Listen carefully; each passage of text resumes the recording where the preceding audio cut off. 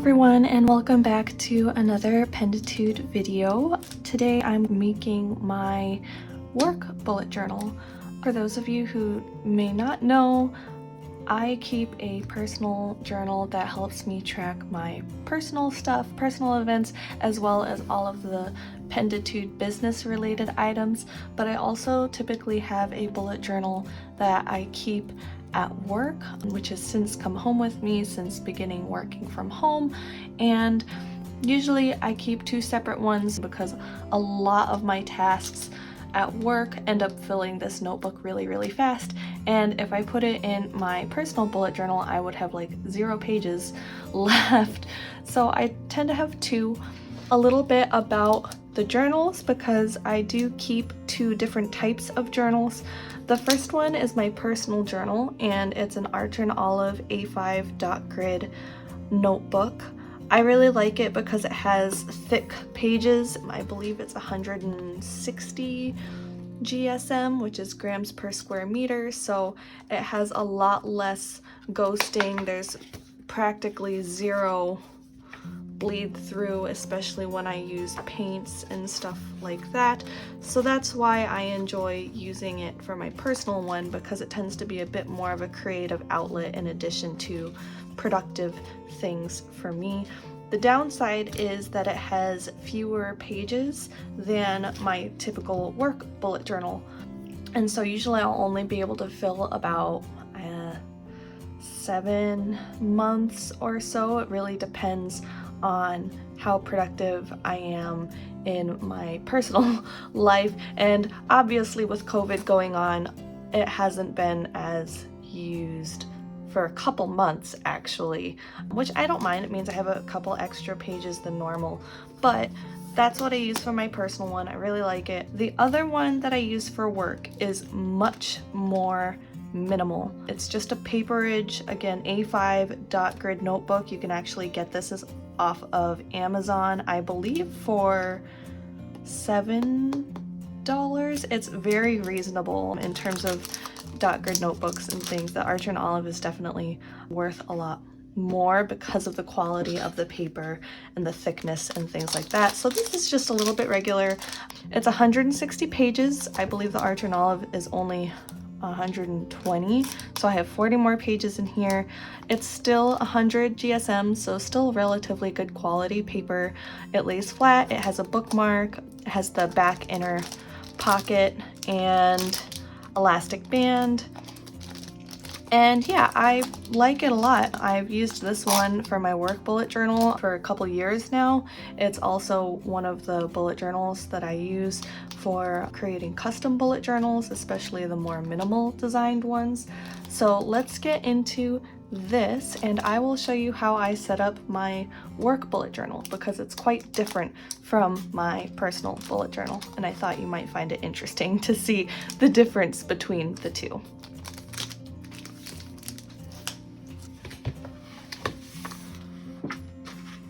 Okay, so for this first page, I didn't do the filming process of the setup because you guys can watch that in my other personal plan with me videos. My style is relatively similar. This is just a lot more basic. I just thought I would walk you through how I set this up and show you that it's a little bit different, far more minimal and much more productive focused than my creative personal bullet journal.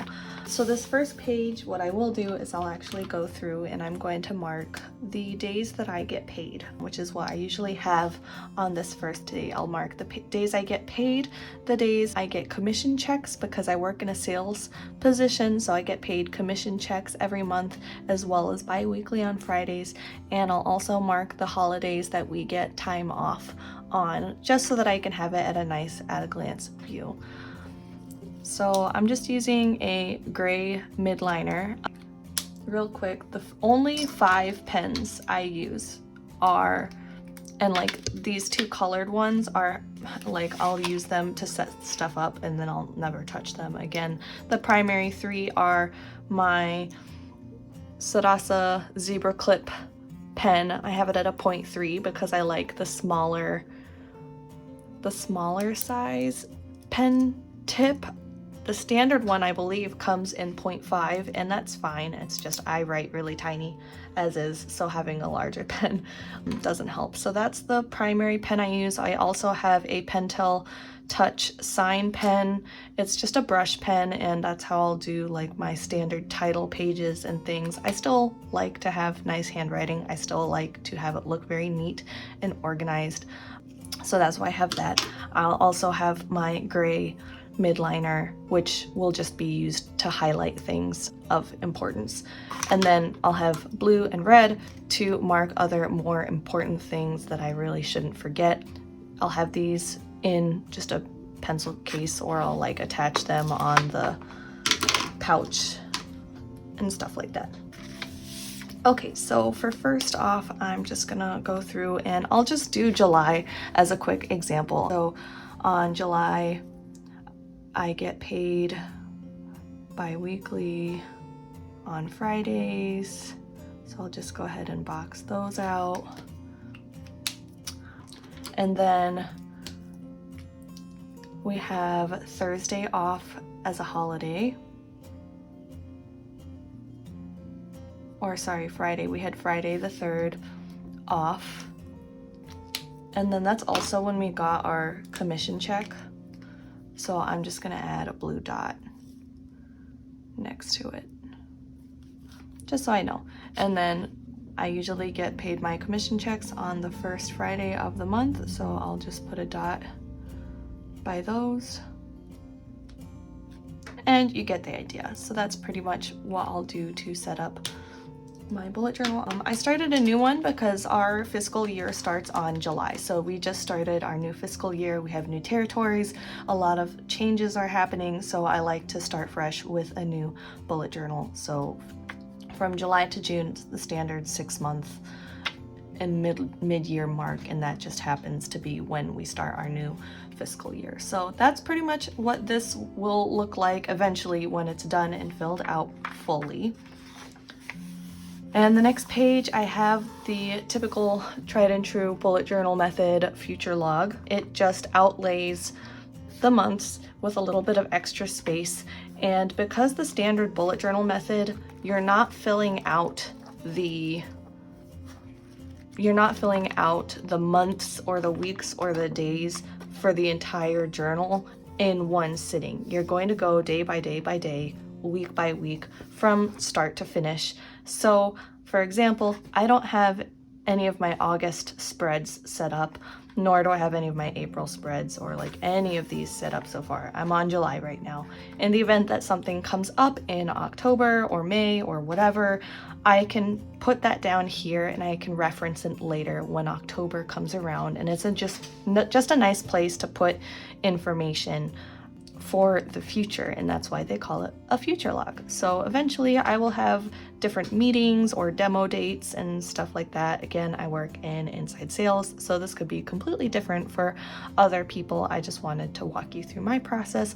Let me know what you do if you are a student, or if you work in sales like me, or if you work at a hospital or anything else. Do you have 2 bullet journals, stuff like that? I'd really love to know how you guys do journals and stuff like that, because it's such a large community and it's such a diverse community, and the bullet journal method can really be used for anything and everything to make your life more productive. And I always love seeing different ideas and stuff. So this next page I'm going to skip over because it goes through my territory, baseline contact information and stuff. So it's just got some personal information I don't want to share. So this next page is my fiscal year 2021 commission and income tracking page. This is just where when we get our full new commission layout plan. For those of you who don't know what commission is, pretty much in addition to your standard weekly paycheck, when you work in sales, you'll hit sales goals. So let's say I sell, I don't know, like $5,000 in product, I will get a percentage of that sales money given to me as a bonus kind of thing for my extra income. So I rely a lot on my monthly commission checks to fill in the rest of my income to hit my annual income goals and things like that. And we will get a breakdown of how that is all calculated and things like that. And that's what I will put on this page, is what my monthly sales goals are, what my paycheck will be if I hit 100% of those goals, or if I hit 60% of those goals, things like that, just so I can have a better idea of tracking my finances throughout the year. And then on this page, I will write out the day I get paid, whether it's regular income or commission income, the before tax, after tax, and if it's commission, I'll have the percentage of plan here. That just gives me a place to see how much I'm making, if I'm on track, if I'm falling behind, things like that. Usually it's not something that other positions have to worry about. So yeah, let me know if you find this at all interesting. The next page I have is for housekeeping. This is just where I will put tasks where I'll do it every 2 or 3 months. Not every day, not weekly, not monthly. It's just a very random list of things that if I have downtime, I can look back at this list and go, oh, that's something I can do. I can clean up accounts, I can clean up emails, things like that, and it just helps me stay more productive when I have some downtime. Gold Star Awards is my next spread. I actually think that more people should do this. A lot of times when you start a job and you're trying to think about where to go next or how to develop and things like that, you don't really think about what you've accomplished at your job until you have to make a resume or start thinking about where you want to go next. And a lot of times you'll forget about things you've accomplished or things that you're proud of just because you're not really thinking about it. I mean, you're at your job and you're happy, hopefully. And yeah, so I just create this spread for me as a place to put down things that I'm proud of that I have accomplished at my position, whether it's training a new coworker or landing a really big sale, things like that. And eventually I can update my resume. I'll have a page that I can look back on, or if I have a quarterly review or annual review with my manager, I can look back on this page and go, these are the things that I'm really proud of. These are the things that I feel I've accomplished that helps me stand out. So if you're currently in the job search process, keep this in mind when you do find a job, so that when you try to move on next, your life is a lot easier.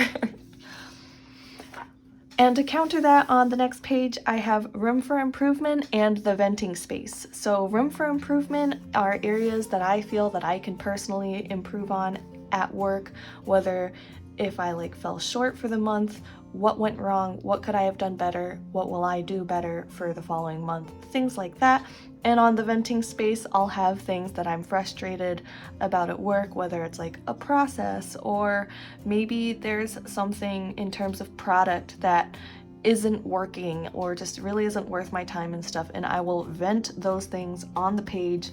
And once they're on the page, guys, I don't talk about it anymore. I vent it, I write it down, and I think of ways to solve it. If there's no way for me to solve it, just let it go, because it's just gonna bother you otherwise. And I am really the type of person who doesn't like to vent, because it can build up a lot of negativity and negative energy, and it just makes life a lot more stressful. So if you can just vent it down on a page and call it a day, and maybe think of ways to solve it and give it to your manager, and be persistent about fixing those problems if they really are influencing your life and your mental health and things like that, this is the page for that stuff. So sorry that those couple pages aren't very interesting to look at.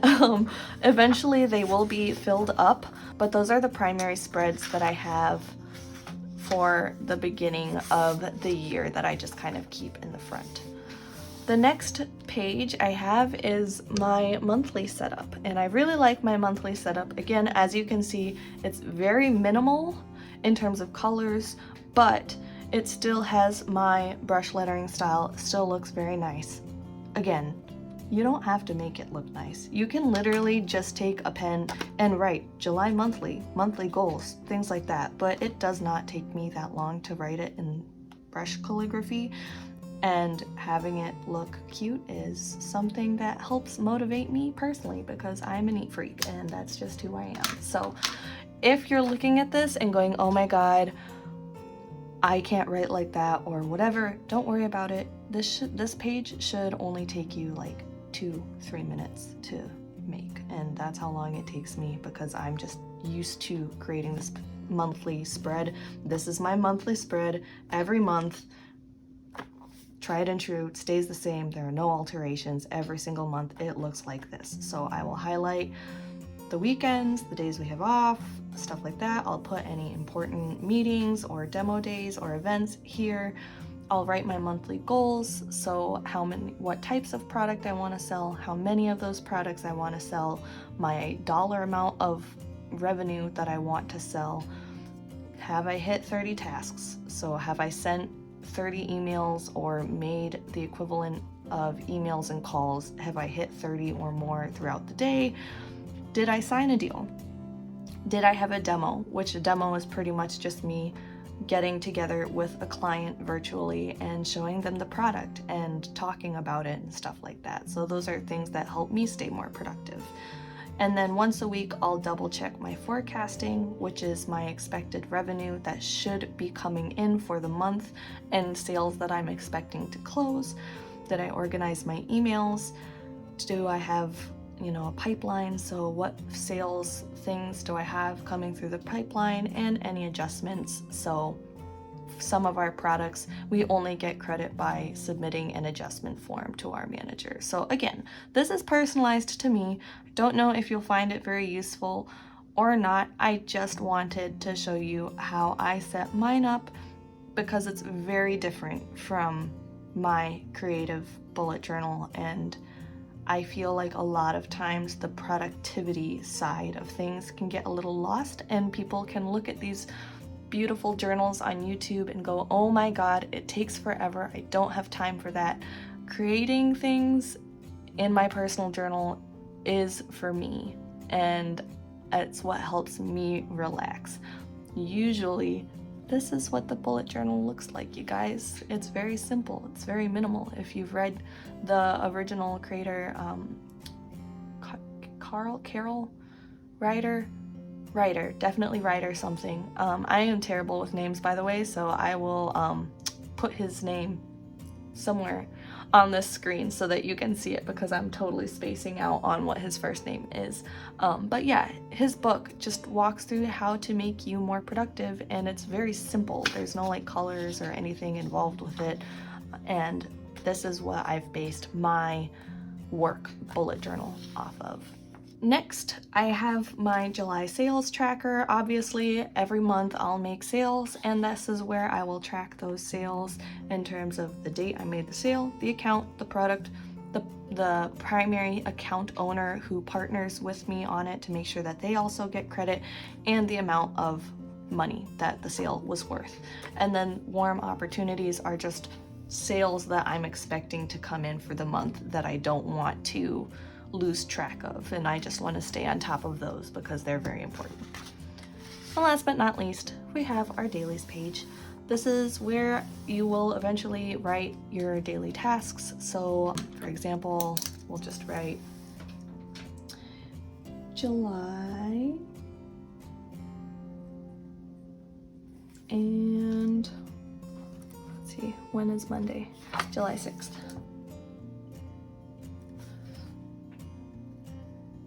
Okay, and you'll just literally write July 6th and you'll start listing out your stuff. So it's a Monday, so triangle usually means I have a meeting.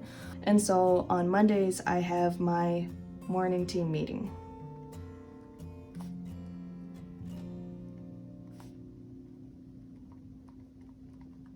And you'll find that my handwriting looks completely different from like my brush letter handwriting. It's completely different. And then, you know, maybe I want to check emails, check voicemails, stuff like that. And then when you have and complete your task, you just give it a check mark, give it a check mark, give it a check mark. And that's literally what you do. And then you can fill up this entire page, you can fill up 2 pages, you can just have this section. It really doesn't matter because the following pages are completely blank, and that's what I love about the bullet journal system. So if I have a super busy day, you will see how busy of a day I've had, but also if I haven't done anything, I'm not wasting space. I'm not looking at an empty box going, crap, that is empty space, what do I do with it? I'm wasting paper, stuff like that. And if I just want to move on to the next day, July 7th, I can put it here. If I have a really busy day and I fill up this page, I can put July 7th over here. And that's the bullet journal method, you guys. At least as far as how I do it, that's how I do it for work. And that's all I have so far. That's literally as minimal as it gets. So I hope you enjoyed watching this very basic bullet journal, work bullet journal video. Let me know if you like the more minimal design. Let me know if you also have a personal and a work bullet journal. Yeah, I'm really curious to see what you guys do and how you bullet journal, because everyone's method is going to be a little bit different. So thanks so much for watching. If you like this video, go ahead and give it a thumbs up. If you would like to see more videos about bullet journals or stationery and painting and things like that, feel free to subscribe to my channel. I'd really appreciate it. I'm trying to grow right now because I'm relatively new. So yeah, I'll see you in the next video, and I hope you guys have a wonderful rest of the day. Bye.